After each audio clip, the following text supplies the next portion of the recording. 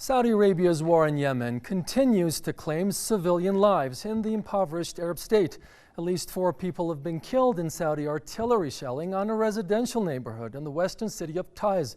Meanwhile, more than 80 Saudi-backed mercenaries were killed in clashes with Yemeni forces in Dhubab district of Taiz province.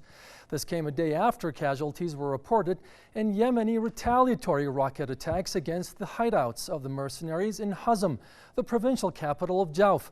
More than 8,500 Yemenis have lost their lives in the year-long Saudi war.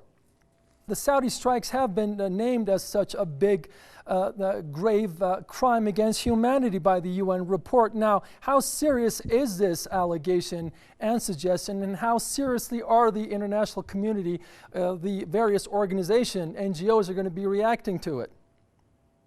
Well, anytime you have a force that's targeting civilian targets and killing civilians, non-military personnel, this is a human rights violation. This is an atrocity.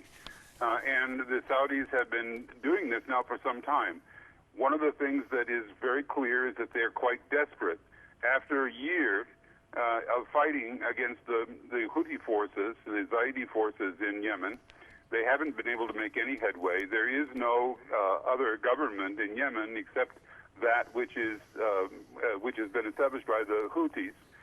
What the Saudis, of course, are afraid of is that this resistance from the Zaidis is going to spread over their borders into their own southern province, where there are a large number of Zaidis living.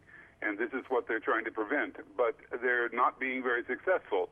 And bombing alone is not going to really accomplish their aims. So I'm afraid that the Saudis are really losing this fight, and the fact that they're bombing civilians is really a human rights violation, and really should be condemned by the international community.